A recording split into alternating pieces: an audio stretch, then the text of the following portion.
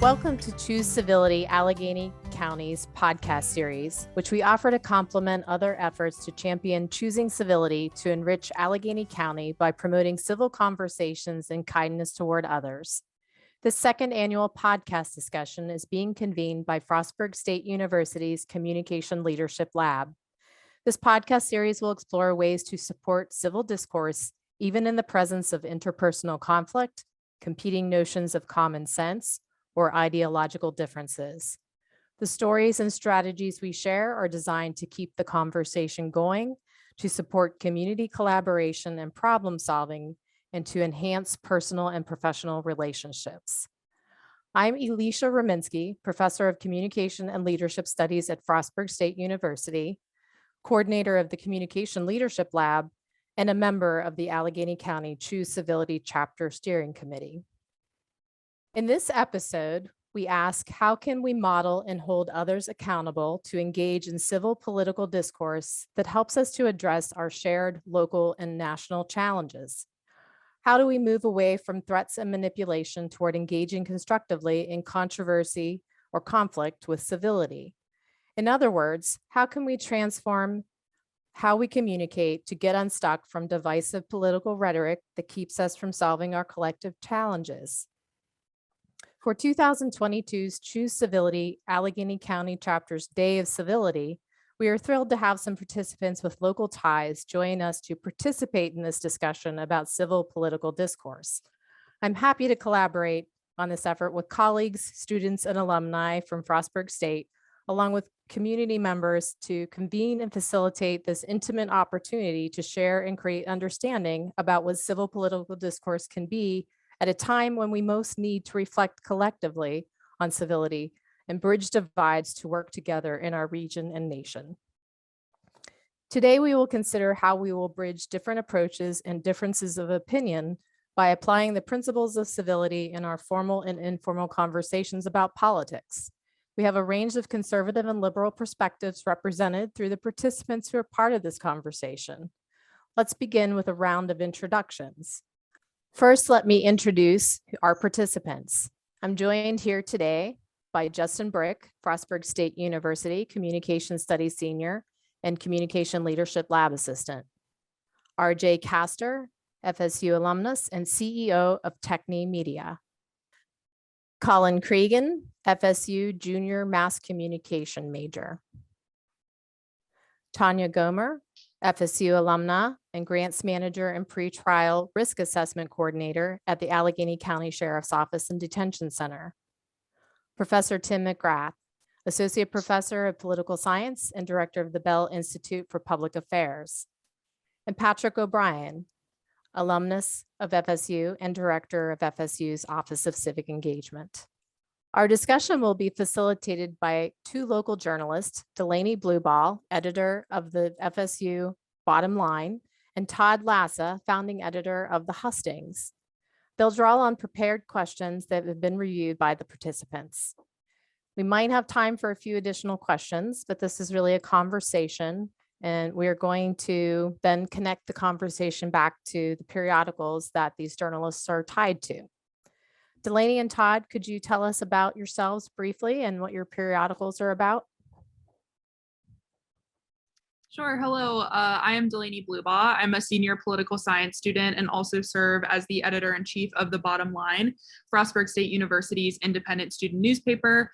The Bottom Line is student-run and features many of the happenings in student life, campus, and throughout the campus community, as well as gives student writers the opportunity to cover national and international events.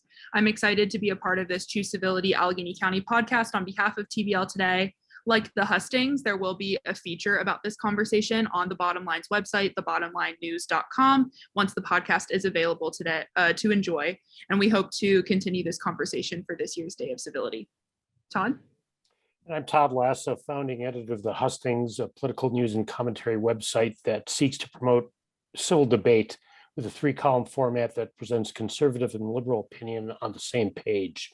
So this is a discussion pre-recorded, but we want to continue the dialogue and allow listeners to write into the hustings and contribute their opinions, left or right. We will post a center column story on this podcast on Friday, April 8th, and we invite all listeners and participants to continue the discussion via our website, thehustings.news.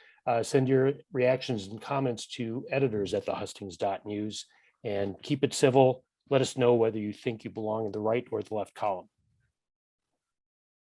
Thank you, Delaney and Todd. So to help you better know who our participants are, we are going to ask them to do a self-introduction briefly, and then we'll get to our questions that Delaney and Todd are going to ask. So let's start with Justin Brick. All righty, so hi everybody. My name's Justin Brick. As Dr. Minsky said, I'm a senior here at FSU. I am a communication studies major with a double minor in leadership and public relations. And I'm just really excited for this opportunity to kind of voice my opinions. I've been working with Todd and Dr. Minsky for a while now, collaborating on this podcast and then the follow-up from it. And I'm just excited to get it going. Thank you, Justin. And RJ. Hey y'all, RJ Castor. I'm currently CEO of Techna Media and currently kind of specialize in data psychographic research and then targeted digital advertising. I started out, I went to Frostburg State back in 2008 and graduated and did the Bell Institute, worked on the Hill for Congressman Roscoe Bartlett and who represented Western Maryland for a number of years. And then after that got involved in political campaigns against my better judgment and have been doing that ever since. Thank you, RJ. Colin, can you introduce yourself? Hey everyone, I'm Colin. I'm a junior here at Frostburg University, and I'm excited to be here. I don't know much about this topic, but I'm excited to voice my opinion and to learn more about this. That's great. Thank you, Colin. And Tanya Gomer, could you tell us about yourself? Yes, Tanya Gomer. I currently work for Allegheny County government with the Sheriff's Office and Detention Center. I went to Frostburg State many moons ago. I won't say how long ago. Did a double major in political science and law and society with a legal studies concentration, and then got my master's in public administration thereafter. I currently am the president of the Allegheny County Republican Women's Club, and I'm also the chair of the Leadership Allegheny Alumni Committee, which is tied to our local Chamber of Commerce. I'm excited to be here. I think we need to do more across the aisle conversations to teach people that we don't have to fight. We can actually have a civil conversation, and civil discourse is what has made this country so great through our last 200 years. Thank you, Tanya. That's inspiring. And Professor McGrath. Good evening, everybody. My name is Tim McGrath. I'm an instructor of political science at Frostburg State University and also the executive director of the Bell Institute of Public Affairs. The Bell Institute focus is trying to engage our students in political affairs and public affairs, but also in civil discourse, and to also provide opportunities to get them involved in public service, as RJ did interning with Congressman Bartlett. I've been teaching at Frostburg for 15 years. And prior to that, I worked for 25 years for Congress. And my first year of Congress was when I flew up from Miami, where I grew up in 1976. I was a page there when I was 15. And similar to RJ's experience, I got hooked on the political bug. And from there, when I went to graduate school at the American University, I started working for the House of Representatives. And I worked for 15 years on Capitol Hill with an office in the US Capitol and with White House security clearance. So I worked on the Hill, and then I was dog driven and found a home in Allegheny County and sought work there. And I ended up working for the United States Senator Paul Sarbanes, where I represented him in 4 westernmost counties, from Frederick County to Garrett County, working with a whole host of public officials, including the Sheriff's Department, including all sorts of mayors and city councilwomen, and of course, state legislators as well. but my heart is at the university, and I'm just very glad to be here tonight. Thank you, Tim. And Patrick O'Brien. Hi, everyone. I'm Patrick O'Brien. I'm currently the Director of Civic Engagement at Frostburg State University, and went to Frostburg, or came to Frostburg State University in 2002 as a student, working on my business degree. And during that time got involved in service and volunteerism, and eventually got into this role. The Office of Civic Engagement works closely with the Bell Institute for Public Affairs and focuses on getting students involved in the community, giving back to their community, as well as getting involved in democratic engagement, voter engagement, and voter turnout. So a lot of the programs that we focus on really do focus on this concept of civility and encouraging people to learn about these issues, as well as have conversations with each other, open dialogue about the issues that impact them, and how they can work together to come to solutions for some of the bigger problems in the world. So. All right, thank you, Patrick, and thank you all for being part of this. We are going to move into a Q&A kind of an experience where we will have one of our two journalists ask a question to a specific person and open it for others to respond, and continue through that process for a little bit and have some more open questions for anyone to respond to. Really, we just want to have a conversation though. So I'm going to turn it over to you, Delaney, to begin. Thank you, Dr. Aminsky. I'd like to pose this question first to Justin, and then others, please feel free to jump in. Justin, how do you choose civility in contentious discussions and arguments about politics? And who taught you to engage in a civil manner during tough conversations and conflicts? Yeah, thank you, Delaney. I would say that with the way social media is planned out nowadays, there is a lot of that back and forth that kind of turns, I would not violent obviously because it's online, but turns more violent and nitpicky rather than searching for those solutions. So my dad was actually the first one who kind of taught me, I would say right from wrong. And the way he did that, excuse me, the way he did that was kind of to point out, it goes back to that old saying, treat everyone the way you want to be treated. And I think in our country, a lot of that has gone away.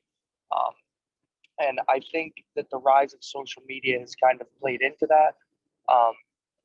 But I would say the best way to go about it is to have this type of open discourse that we're having right now and be able to talk through solutions rather than kind of nitpick different things from different sides where everyone's just kind of pointing fingers back and forth, if you know what I mean. Absolutely. Thank you, Justin, for that answer. Would anyone else like to respond? So, I'll go ahead, Patrick, sorry. So in thinking about that question, thinking about the second part of that, who taught you to engage in a civil manner? I think that the best way to learn how to do that is through practice. And I know when I was in school here at Frostburg State, me and my friends would have conversations about what was going on in the world or what we thought about different things, and often had difference of opinions throughout the group. But because we were friends, we talked about it, we educated each other. We often argued, so there's definitely arguments there, but we did so with, obviously with respect for each other because we were friends.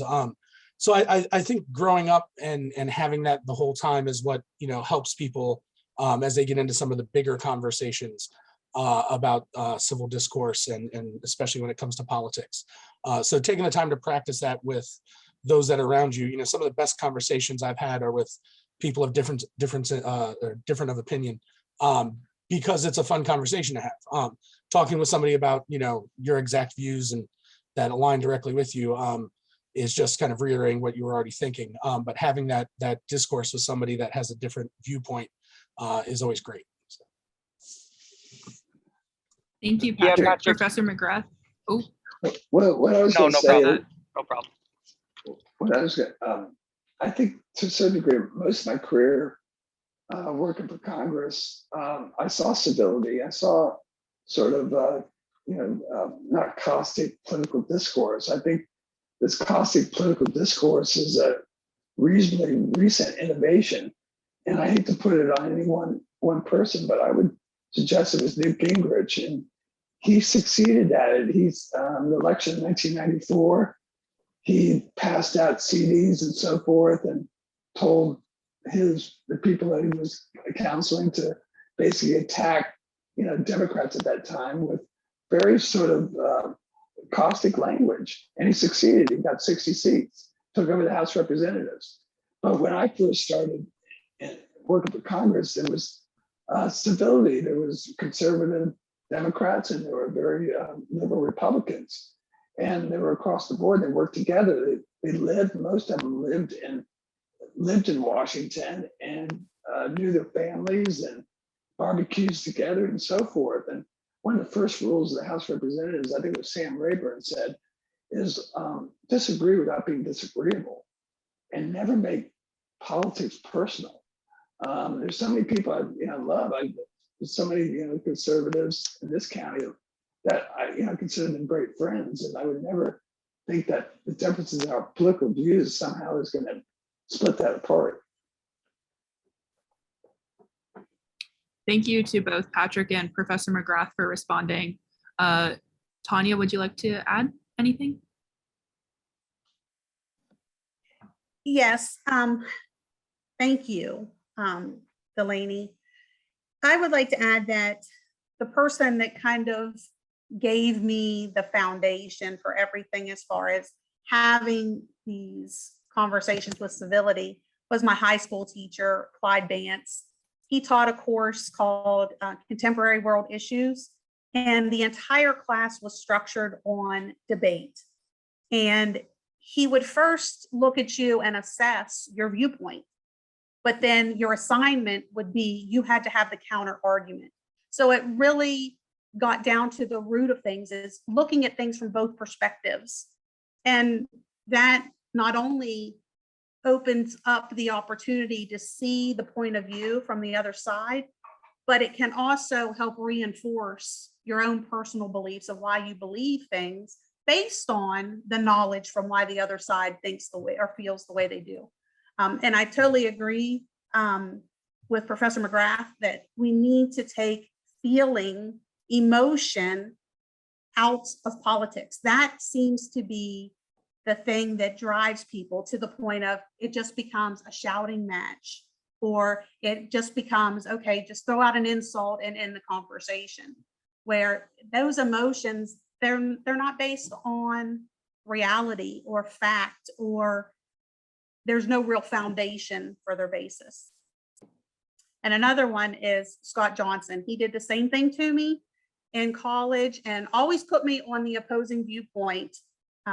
And it really was a challenge, but I learned a lot more because I had to research and get a lot of the fact base behind why people, align themselves with certain political viewpoints. Thank you, Tanya, for that answer. I'll go ahead and put it over to Todd now for the next question. Thank you, Delaney. Tanya, we're going to start with you again, just after you spoke.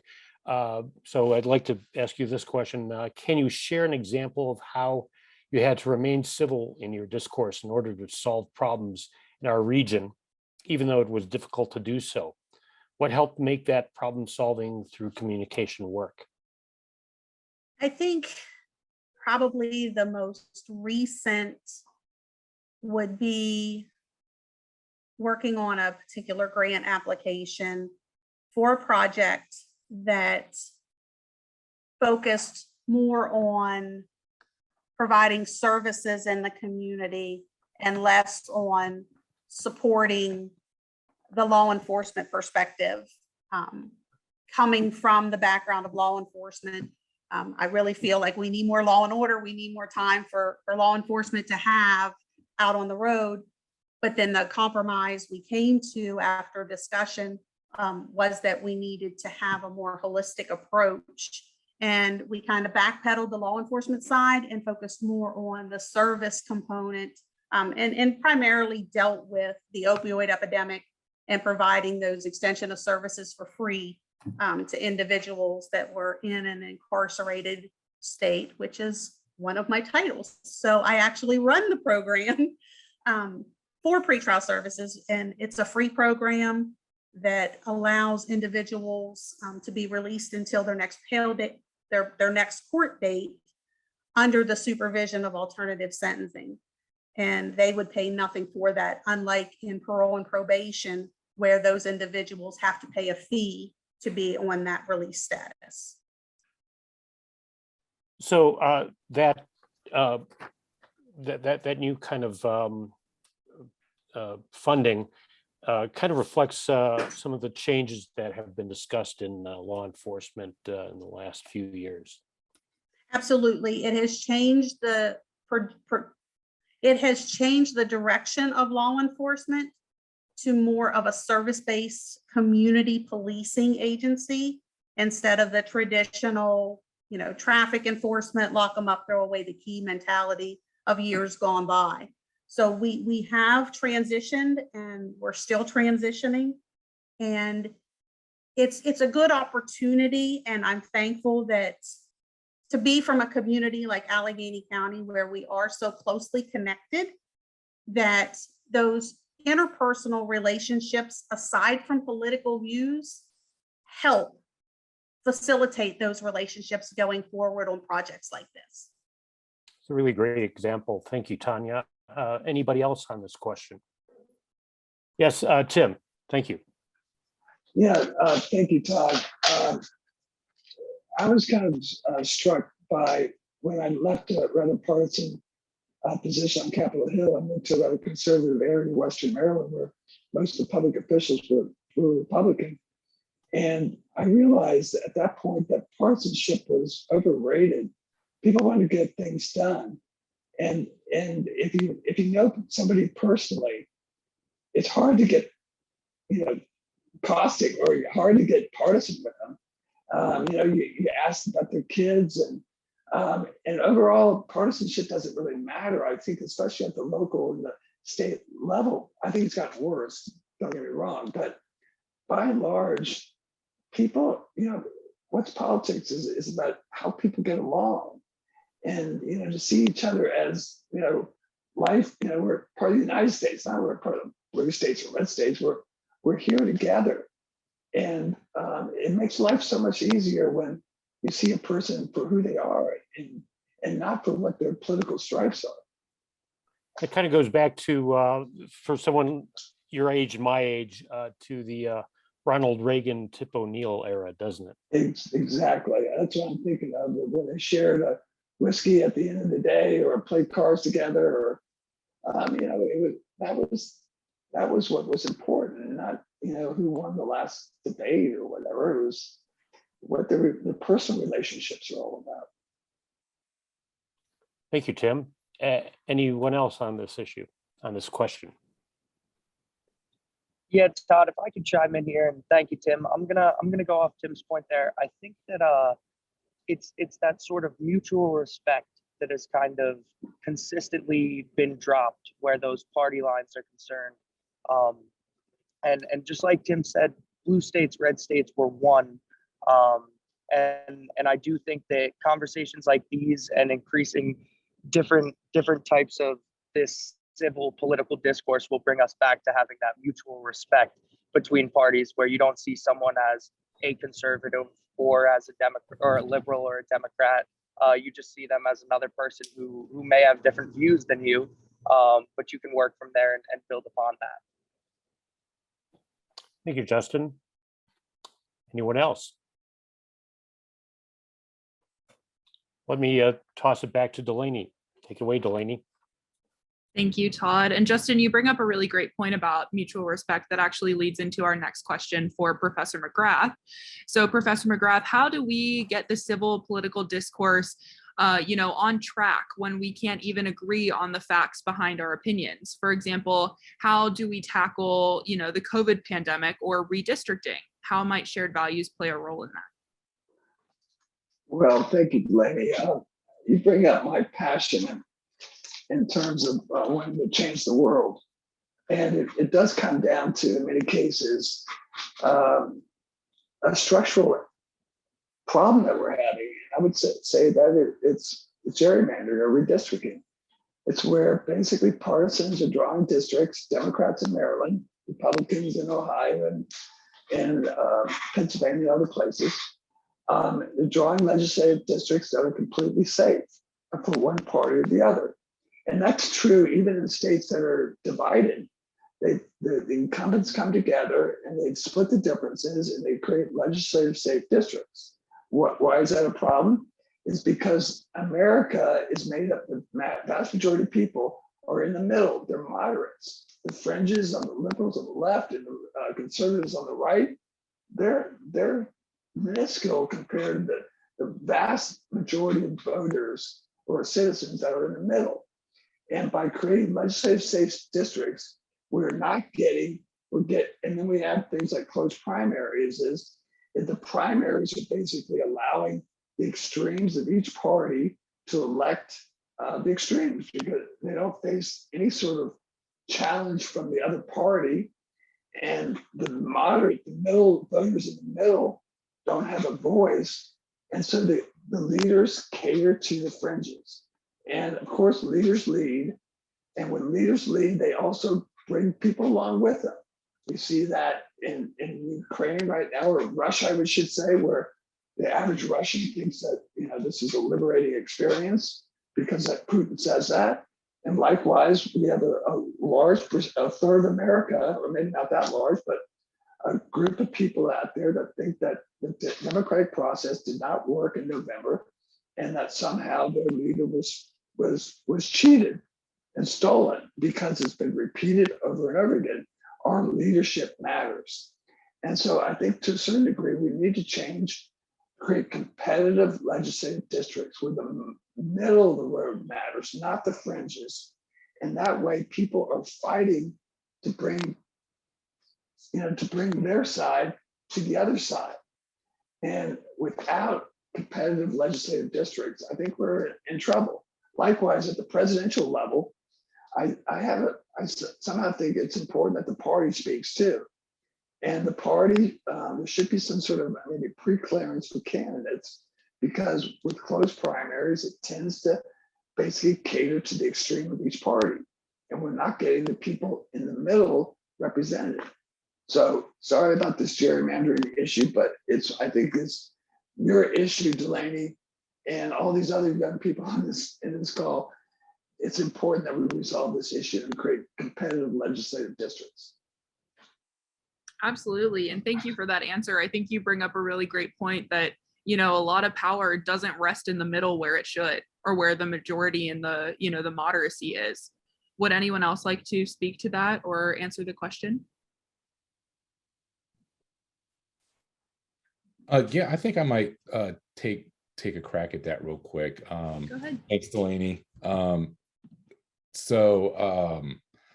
There's a line that Leo Strauss has when he's talking about liberal democracy, and it's called that liberal democracy is built on low but solid ground, and that's what makes it so important to preserve, right? Because it is lower than what he thought some of the other regimes might be, but it's solid, right? We had a unifying factor, and for the United States, it wasn't anything based on what color you were, what your family was, what your religion was, but it was actually kind of like that the set ideals, those Lockean ideals that were supposed to be enshrined in the Declaration, right?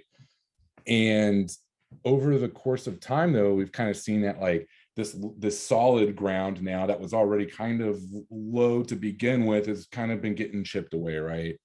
And then on top of that, we don't have a unifying element anymore. Part of that's because, to the point of the question, we don't agree on things like what's true, what's not true, what are shared values, what are our shared goals as a country, things along those lines. And as a result, there's no real compass for us to reach an agreement. We wouldn't even know if we did reach an agreement, because what ends up happening is that we end up fighting down in the lower levels about tactics as opposed to agreeing about strategy. And so I think that one of the things that we really need to start doing as a country is to take a page out of the book of marriage counseling is that you try to get folks to agree to something that's bigger than the argument at stake currently. And that's right now, there's a lot of talk about a great divorce in the United States and whether or not there's going to be a civil war, whether or not, folks just are not going to be able to come together. So like something like that, like an understanding like that, trying to figure out how we would go ahead and unify two people who are fighting about something is going to be kind of key to figuring out how we're going to get the two increasingly polarized sides of our political balance back unified towards a common goal. Thank you, RJ, for that interesting take. I think you bring up a really great point about unity and what will unify us. And, I think that's a question that a lot of people are asking nowadays, especially seeing, how political discourse is not being, positive. There aren't many positive outcomes. I'm going to pass it over to Todd for the next question. Thank you, Delaney. And I'm going to start with Patrick on this next question, but of course, open to anybody. What strategies can we use, Patrick, to support First Amendment speech rights alongside a more united way of communicating in the United States? In other words, how do we work to communicate a shared reality where there are so many diverse perceptions of reality across the US to solve shared problems? So, and I think this goes back to what RJ was saying, and I would take it to an even a bigger picture is not just that we aren't agreeing on what direction we should go in as a country or what our values are, but that we truly have gotten to a point where we don't agree on what reality is. And it's hard to have civil discourse. It may even be impossible when what you are fighting for or arguing for is in two different realities. We've gotten to a point where we don't all agree in the same science, or we don't all agree. My favorite being that the world is not flat, and how that's come back. So to really get to a point where we're able to have this civil discourse, or even get to a point where we can start to agree on, like what RJ was saying, these concepts of, what direction should our country be going in. First, we need to, agree with where we are.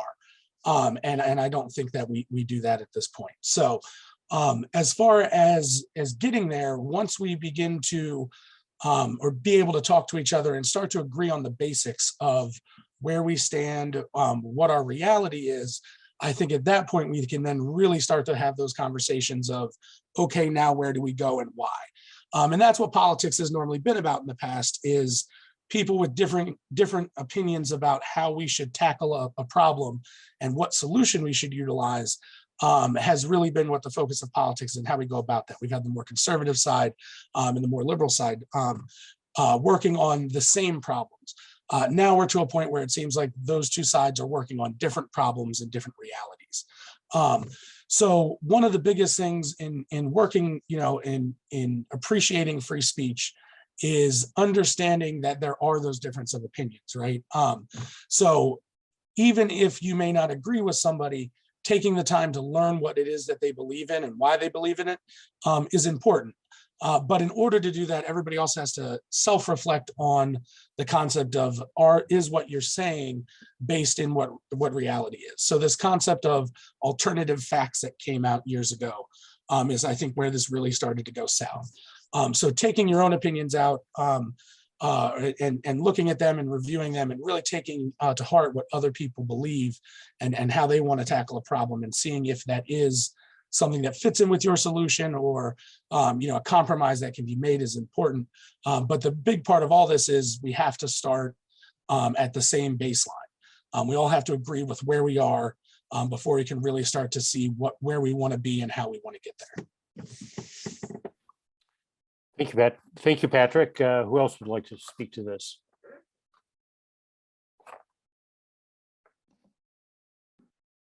I would, Todd.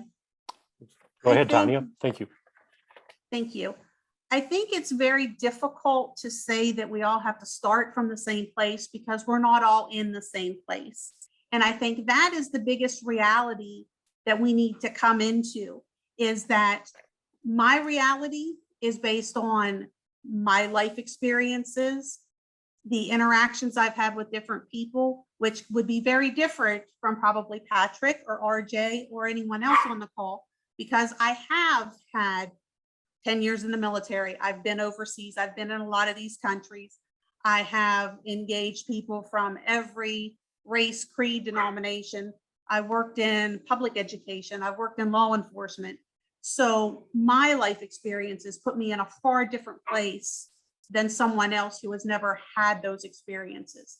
So I think just knowing that and embracing that helps come to have those discussions and that dialogue. Thank you, Tanya.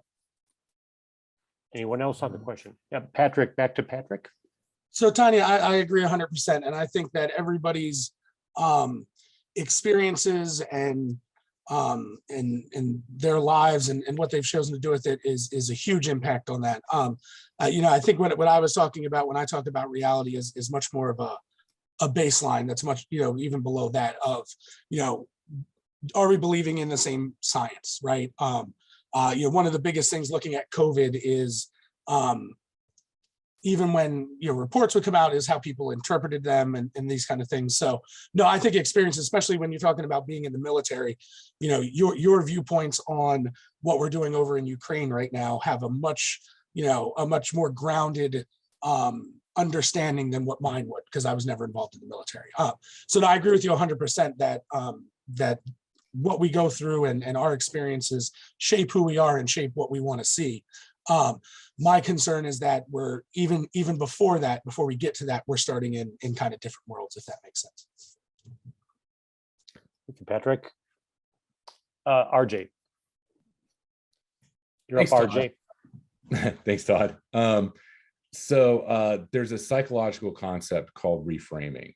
And I feel that we have collectively lost the ability to reframe other people's arguments or their opinions, and reframing is essentially where somebody tells you something and then you say it back to them during the course of an argument to show that you understand.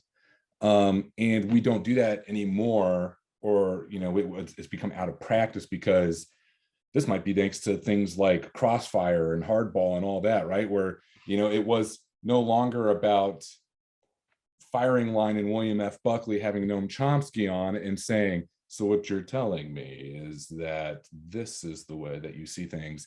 And instead, we now have, screw what you're saying, because I'm going to talk louder than you, and I'm going to force my part or my opinion against yours, as opposed to taking yours in and then using it to inform my opinion. And so the First Amendment doesn't become such a problem if we get better at being able to listen to other people who have opposing viewpoints, ingest them, say them back to the people who gave us those viewpoints, in the way that understanding people the way they understand themselves, as opposed to how you want to understand them to, destroy their argument. And then giving your counter argument, but at least showing them that, like, I understand you, because there's an empathetic element there, because you're empathizing with why they are making the statement that they're making. They have the opinion that they have. They've lived the experiences that they've lived. Dave Chappelle says it best when he talks about getting quote unquote canceled because of the jokes that he was making about certain communities. And he said, look, we're all living the human experience, period, at the end. And so what he did was kind of take it into a broader reframing. And I think that that's something that a lot of us, especially in the political world, could probably exercise a little bit more robustly. And RJ, just something to tag onto that I think is important. When you utilize that concept of reframing, it also really helps weed out misunderstanding. So when you say to somebody that, so what you're saying is this, they have the opportunity to then say, no, you weren't understanding it. What I really meant was this. And I think that misunderstanding or misinterpreting each other's opinions is what leads to a lot of discourse. So. I'd like to direct this next question to Colin. Colin, is cancel culture a real thing or a rhetorical device? And how do we discuss it to promote civil political discourse?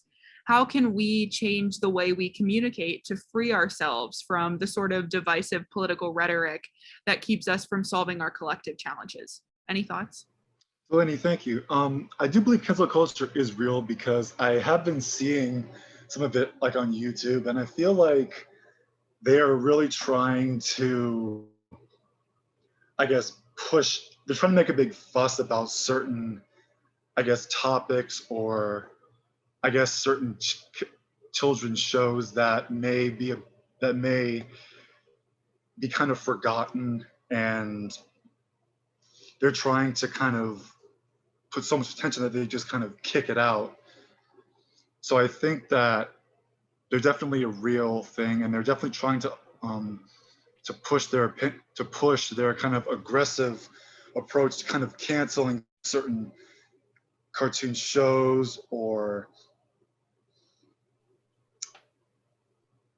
the way some characters will act when watching a certain show, like Family Guy, seeing a bunch of violence or sex related stuff. They're going to make a giant fuss about that and kind of focus just their attention on that. And they seem to just have a giant hone in on a bunch of different topics, and they'll kind of just say all this stuff, like go on social media about it, like Twitter, and I think they'll just make a giant fuss and have other people get heated on it, because what I've noticed is on cancel culture, a lot of people tend to get either insulted or really tense about it because it may have hurt something that they've enjoyed watching when they were like kids, and they want to kind of fight it back. So I guess it's like a back and forth battle of getting rid of something that is old, and they want to bring in something new and focus more on something that's more, I guess, more current. And others want to kind of bring back the old because some people don't like out with the old, in with the new. So I feel like it's kind of a giant battle of that combination from what I've seen. And I feel like for us to kind of communicate, I think what we should do is, I feel like, I know a lot of people have opinions about this, and I feel like some people have to realize that you can't bring back every old show or cartoon or anything that you liked in the past, because we have to focus on the future. And I know some people, that can be hard for them to let go. So I think letting go is hard for some people, and that's why they get offended, is they don't like that something old is getting taken away and something new is kind of being put in. So I think just accepting the fact that we have to move on, and I'm sorry, I'm kind of just thinking as I go on. No, that's good. It makes sense. Can you think of any examples? Specifically, you mentioned Family Guy, I think. That show, when I've watched, it's just a lot of violence and that, I guess, offends people because they think it's too violent, seeing a lot of guns or sex content. A lot of people, it's too intense. They don't want their kids to see that when they're young. And so I think parents are I guess, as a kind of a big group of getting rid of content like that, because they want current content that I guess is more appropriately driven, where it's not as inappropriate. So I guess people want more appropriate sort of content, and cancel culture wants to definitely cut the inappropriate stuff and focus more on the appropriate content, to where it's not going to offend or hurt anyone. Because I know that some people can get like really heated about certain content or inappropriateness. They think, oh, it's too much, and it can be. But if it's gonna be inappropriate to like a young audience, like kids, then that should not really be something that they should watch. I mean, parents, they do have the right idea. They should not allow kids to have inappropriate content seen. So I guess going in with the new is better than coming back with the old, even though it's hard. We have to we have to accept that as a reality. That's what I think about cancel culture from what I've seen and heard. Thank you, Colin. Tanya, would you like to jump in there? Thank you, Delaney. Cancel culture is a relatively new phenomenon that has been exponentially exacerbated by social media. Social media has allowed anyone with a device to stand back and say, cancel this, cancel that, I'm offended. But cancel culture in and of itself goes against our fundamental freedoms and our fundamental rights. If you don't like something, don't like it. But that doesn't mean it has to be cultured or canceled from everybody else because someone else could like it. So I think that is where cancel culture gets dangerous, is that we are going by a mob mentality of who's going to yell the loudest and have the highest pitchforks running out into the street saying, cancel this, cancel this, cancel this, when we're really not thinking about the long range consequences of what we're doing as a society, because we are basically attacking everything our country stands for, of having people with different beliefs, different freedoms, different thoughts. And when we start canceling them, then aren't we going into a dangerous mindset that's very similar to what we're seeing in Russia with propaganda, in China with propaganda, that we are censoring what people are exposed to because of cancel culture. Thank you, Tanya. Would anyone else like to add anything to Tanya's point or answer the question otherwise? Professor McGrath? Well, yeah, I'm relatively new to this argument about cancel culture, but I know, I have a semblance of understanding, but I think it comes down to kind of what RJ said earlier about marriage counseling, and that we have to understand the big picture rather than, the small fights. So, on the left or on the right, it's critical race theory. On the left, it's whoever. But we're all trying to attack each other using some of these different things. And to me, it's like understanding. I'm always disturbed when I ask the question, do you trust your government? And this generation, or most recent last 10 years, most students don't raise their hand. They don't believe in the United States. They have kind of a poor understanding of what the United States stands for and for what it is, and all its blemishes and all its greatnesses. And I think if we come back to the whole notion of teaching our children and teaching society the fact that we are kind of an exceptional country and one of the strongest economic mights of the world, and provide great freedoms. And I don't think the average American kind of really can understand how terrific we are as a country. And if we get back to the basis of understanding what the United States is, it's a multi-pot pot of not only races and religions and so forth, but ideas as well. And we have to see the bigger picture. And if you don't want to hear about slavery and how African Americans were treated through 250 years, well, don't read it. Don't take the course or whatever. In the same way, like Tanya said, if you don't agree with what's on TV, turn the damn channel. And but our country is made up of this. I mean, that's what makes us strong.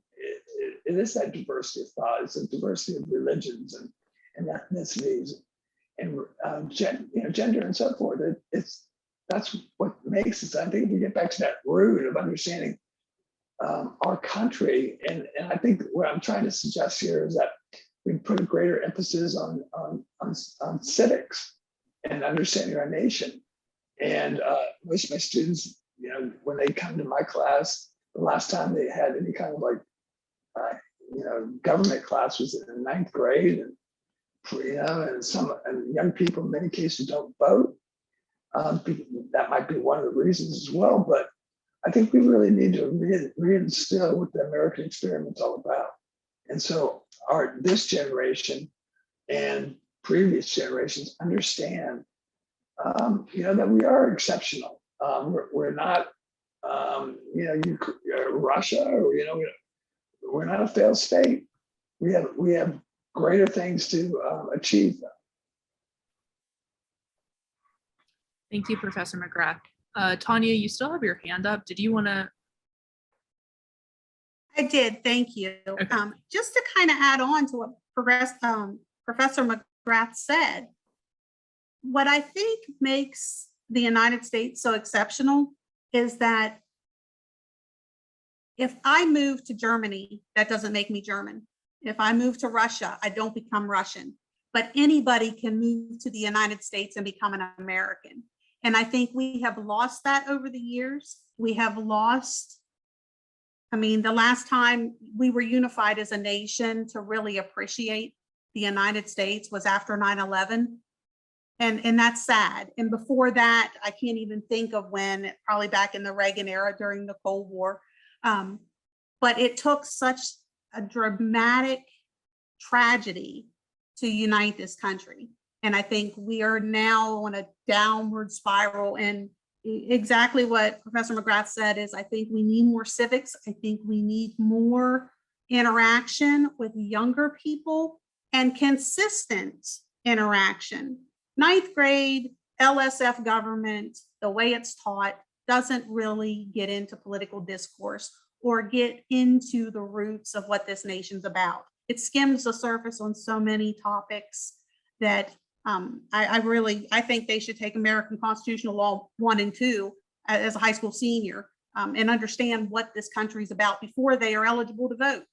That's just my personal opinion, because it's sad that we put an immigrant through the rigors to become citizens, and our own born and bred don't go through the same vetting process. I have a very good friend of mine that came here from Africa, and the process that he went through to become a US citizen was so rigorous and took so much from him. And our policies failed him to some degree. And he is thankful every day for the opportunity to be here whenever he sees what happens to people that are from his village. So I think we just really need to focus more on the youth and young people to look at what this nation is all about, the good, the bad, and the ugly, because canceling things we don't like doesn't make them not true or not have happened. And I think that's the part of cancel culture that is dangerous, is when we stop telling the whole truth, going back to what Patrick had said earlier about that, what's reality.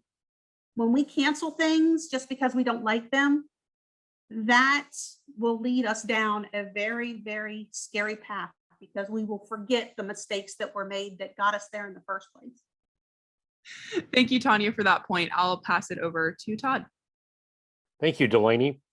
And now kind of a softball for Justin. This ought to be really easy. Our uncivil discourse has gotten to the point where we have to ask this question: how do we set the bar to avoid or decrease manipulation and threats of violence in our political discourse so we can engage all sides of issues constructively?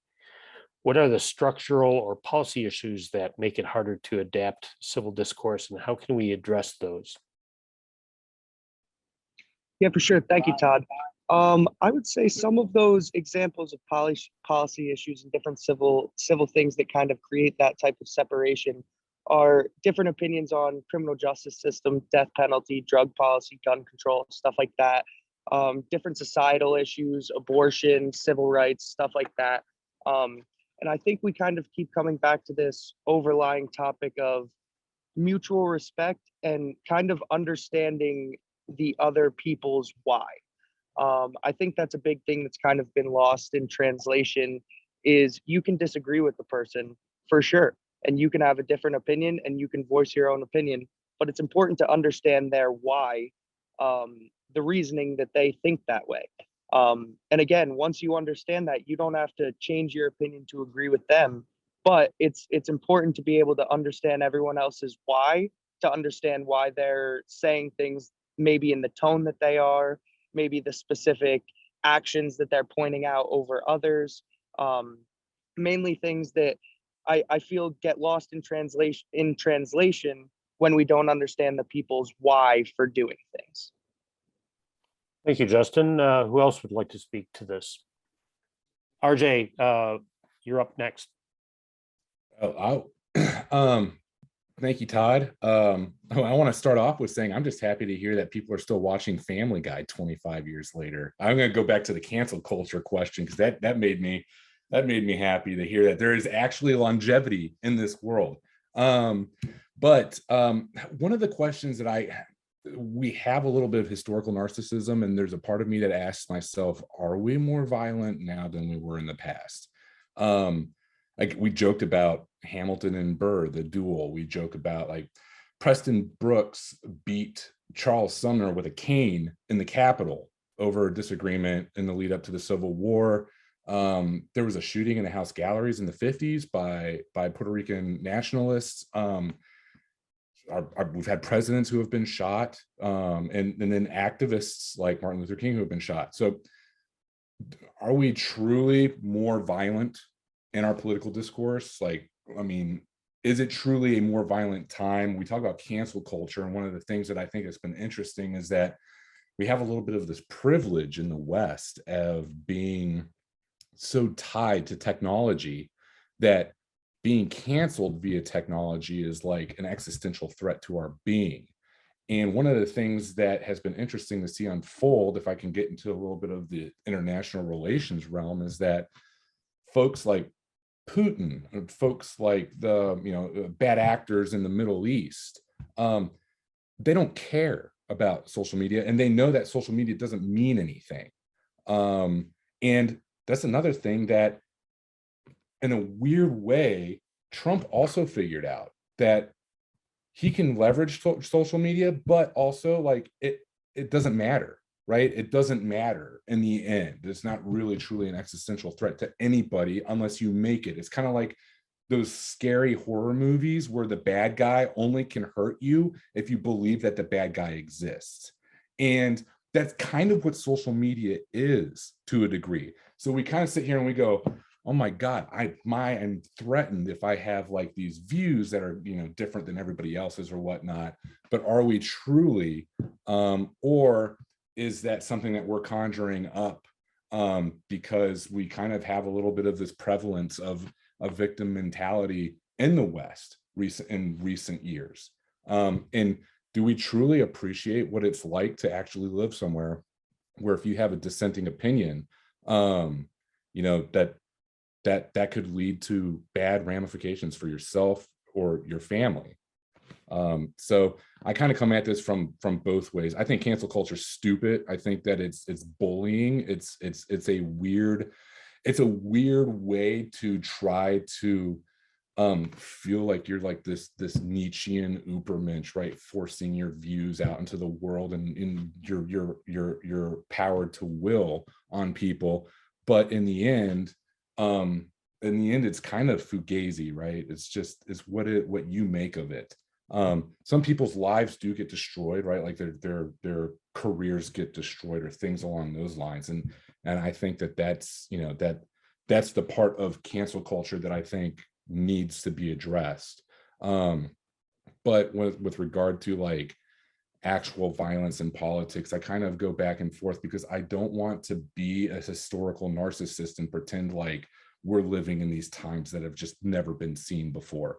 When I have an Oma who came here after World War II in Germany, who has seen far worse than I ever could pretend to know here. So that's kind of that's where I stand on that.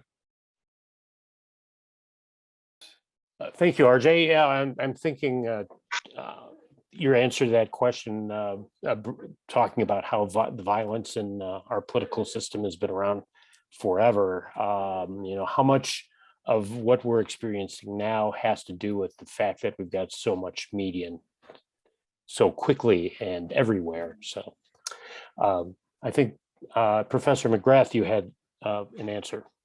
Well, I just wanted to comment. I would echo Comment. I echo RJ's thoughts, and understand that violence has been part of our political history. But I would suggest that if it gets out of control, just like it did in the United States Capitol, where 6 police officers end up dead, 150 of them are assaulted, that we use our criminal justice system in the same way. If school board members are being threatened and people won't shut up, you drag them out and you throw them in jail. I mean, that's what if a man beats up his wife, there are ramifications, and if violence is being utilized to try to get to a political aim, that's where law enforcement comes in. And I think it is important that people see that people are being over 750 people are being investigated and for the political violence that occurred on January 6th. Well, I think people will have second thoughts about storming the United States Capitol in the future. But I don't see it as necessary. I don't necessarily, newspapers and media are trying to sell papers and get viewerships, and suggesting there's a civil war. My good Trump friends, we're not going to kill each other. And I don't see this happening myself, but I think a lot of it is being, just political rhetoric to a certain degree.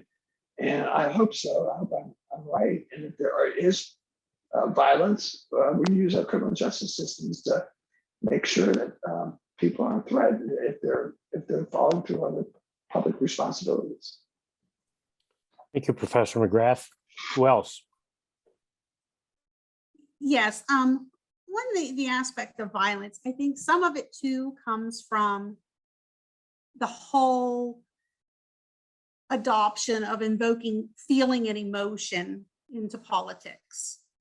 Because someone said something that they disagreed with, and they take it as a personal attack, or they feel threatened. And then that gets put out on social media, and then it's the social media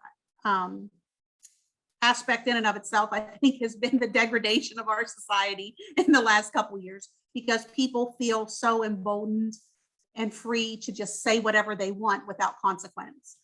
Whereas if we were anywhere else in the world other than the United States, some of those actions on social media could result in someone coming into your home, removing you from your house, and murdering you in the street, because that really happens. And I think we as an American society think that the whole world is just like us. And they put their blinders on and think that their reality is the only reality that exists. And without being exposed and understanding the differences that happen in other nations, I think we're a little bit ignorant as Americans, and we really take those things for granted. Thank you, Tanya. Would anyone else like to respond? Yes, Patrick. So going back to RJ's point, I agree with you that throughout history there's been violence, especially when it comes to some of the political aspects of our history. One of the things I'd say I feel now, and I attribute this to technology a little bit, is that I feel like that we're quicker to jump to violence, and quicker to do it over what seem to be not always the most important things. So I feel like in our history, like you said, there was issues leading up to the Civil War where there was violence in the Capitol and those kind of things. The concept of things getting violent at a Board of Education meeting because of a book that somebody doesn't want read or does want read, or masks and things like that. It seems like that kind of violence, I don't want to say unproductive violence, but the violence for violence sake over matters that should be able to be handled with discourse is more of what I've been seeing more lately. I think when it comes to the big issues, going to war, civil war, those types of things in politics, I think there'll always be the potential for violence. And in the past, there's absolutely been much more than what we'll ever see right now. But it's those little things that should have been able to been handled through conversation and through understanding. For some reason, we just seem to want to jump to, even if it's not physical violence, that outburst or that rage that isn't warranted for the situation. Thank you, Patrick. Anyone else?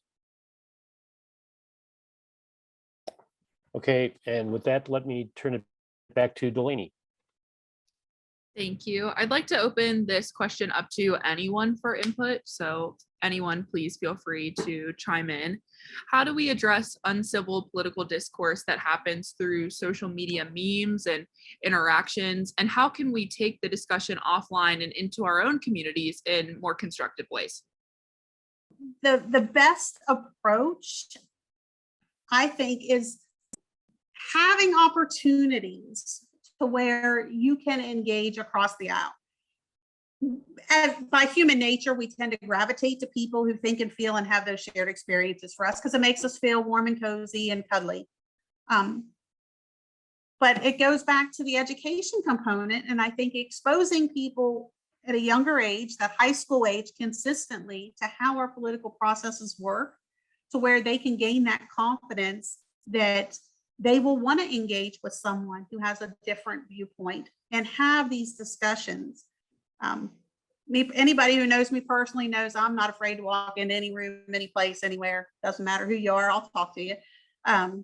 It's just my experiences have given me that confidence. And I try to take opportunities where I can have the opposite side also available to field questions and conversations. And I'm even working on a project now to where I want to have political forums for some of our local races. And I want to have the Democrats and Choose Civility and anyone else in the community willing to partner with the Republican Women's Club to sit on these candidate forums, because we need to ask questions from all sides, because in bipartisan races, they represent everyone. And I think that's where we get to those middle ground, large populations of people to where they say, oh, okay, so this can happen. And we need to be examples of that going forward. Thank you, Tanya. And you bring up an interesting point that I think has, been highlighted a lot today by all of our speakers, which is it all starts in the classroom at a very young age. And I think that that's very important and definitely needs to, return in some way to, public education. Would anyone else like to chime in on that question? I would, Delaney, just to kind of get a shot at this. Sure, Colin, go ahead. So about being in the classroom, I typically get a lot of perspectives in there more often, just so I can, I guess, start an open discussion. And especially going to social media, that's where I'll kind of talk about it privately with my family, because they're more immune to this. And I think being more open is what I am trying to, or what I would love to kind of get more of, because I don't know much about this, but I would just like to be more into the discussions. And in the classroom, I definitely try to educate myself and help educate some of my classmates who may not know much about this, or just to get a better understanding of where we are and how it can affect us positively or negatively. And yeah, the classroom would be a place where I definitely hear more about this and get a better insight to this than anywhere else. I'm going to ask a question, Colin, about that, just to kind of help think about the connection back to social media a little bit more. Are you on social media? Yeah, I typically go to Facebook a lot because a lot of my friends and I will kind of, I guess, privately discuss from time to time. So you have certain things you post on there and that you kind of go back and forth discussing things through the posts? Yeah, but I'm very picky with what I post because I don't want to post something that would offend or give anyone the wrong impression. So I kind of just am very picky about what I post and what I say on there to my friends because I don't want to give them a wrong message of something. Mm-hmm.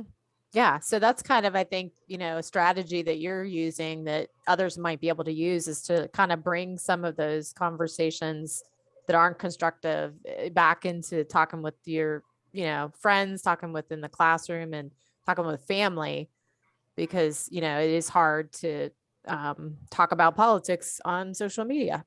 Right. Yeah. So that's maybe if you want to just kind of rephrase that in a way that summarizes your thoughts on that, because the question is really about, how do we address when people are doing, sharing things kind of without thinking about what other people think and not, they don't care if they stir up fighting or emotions.